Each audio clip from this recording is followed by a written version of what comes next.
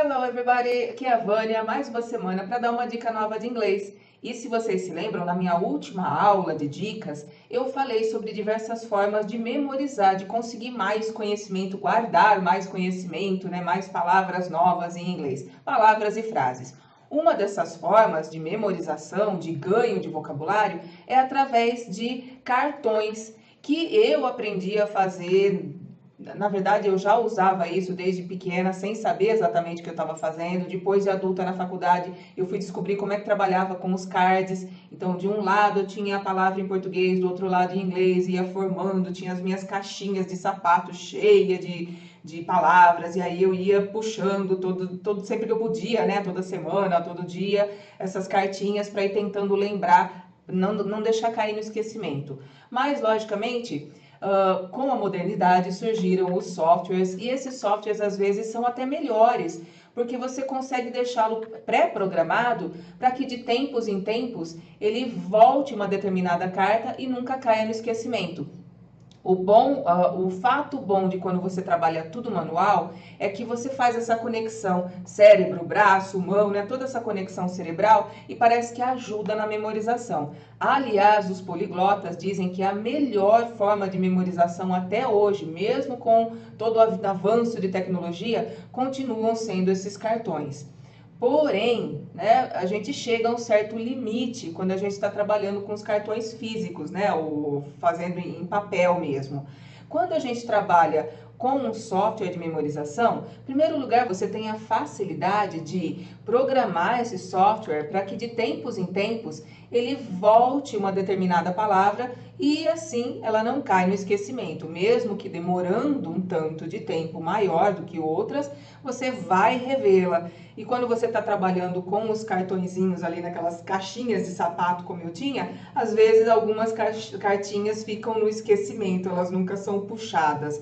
E quando você trabalha com um software, de tempo em tempo, até por causa da programação dele, ela vai voltar, você vai ter que ver. Tem esse ponto bom. Um outro ponto bom é que você não pode, por exemplo, ir ao dentista, ao médico, à fila do banco e levar caixas de cartões de memorização para ficar lá usando enquanto não te atendem. Mas tendo isso no seu celular, por exemplo, isso fica simples. Você vai lá 5, 10, 20 minutinhos que você está numa fila, que você está esperando um médico, que você está esperando qualquer coisa, você pode estar utilizando esse software. Está indo para o trabalho, está indo para a faculdade, que fica em outra cidade, que é o meu caso, você pode estar utilizando isso nesse tempo de transporte.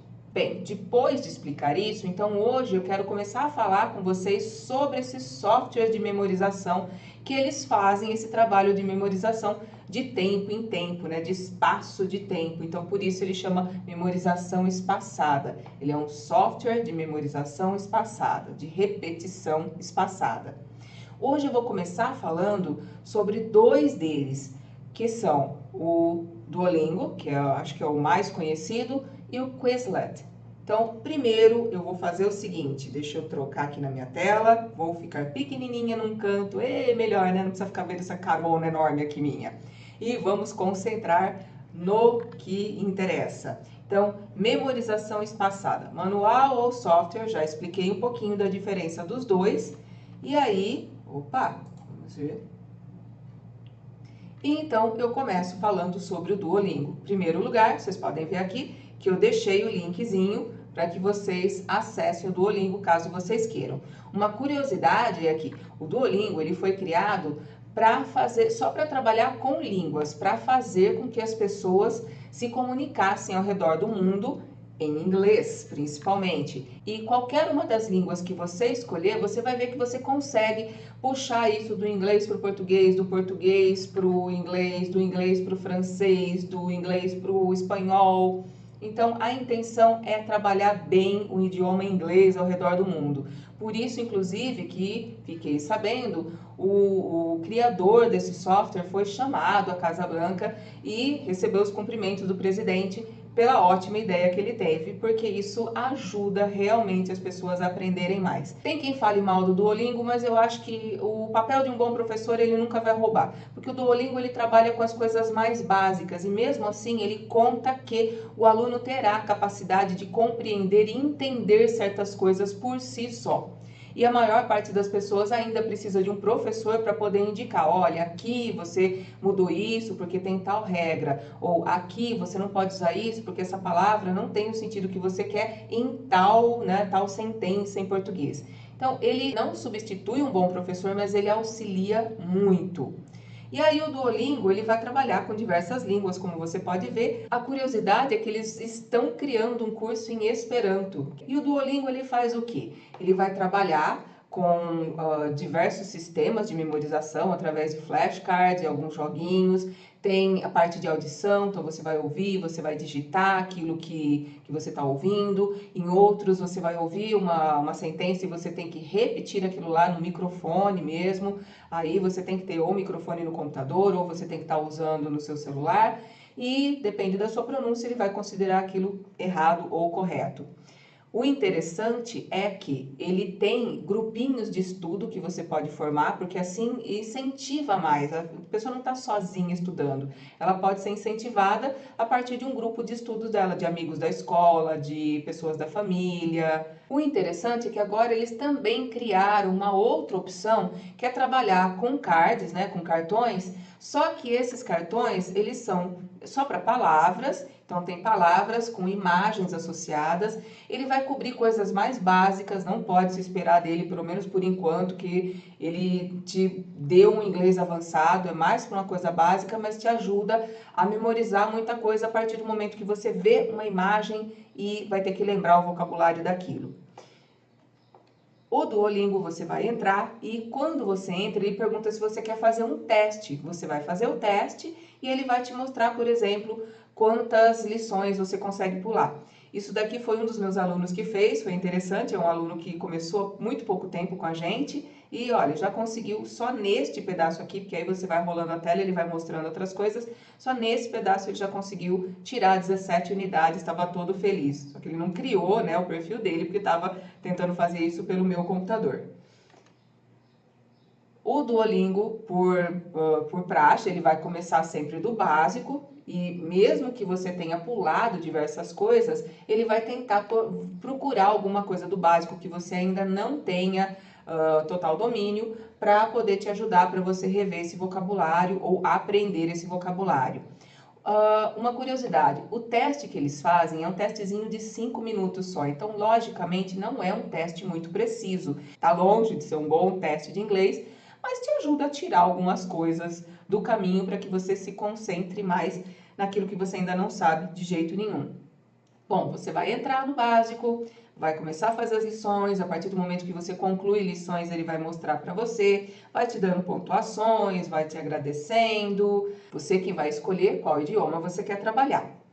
O segundo software para falar hoje é o Quizlet, que também está aqui, né, o link dele. O Quizlet tem uma coisa diferente do Duolingo. O Duolingo foi criado especialmente para aprender línguas.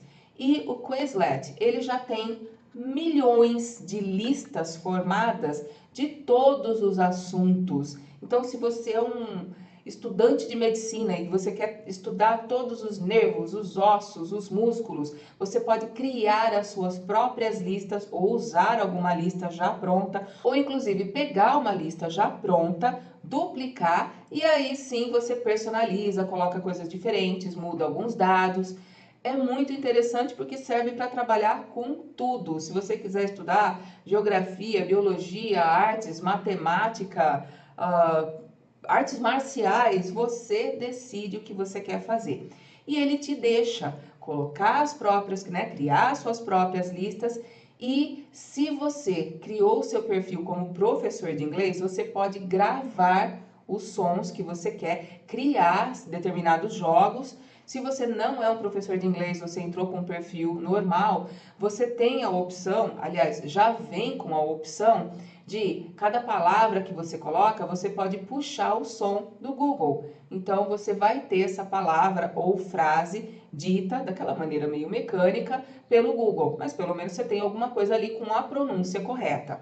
Bem, então o Quizlet está aqui o link.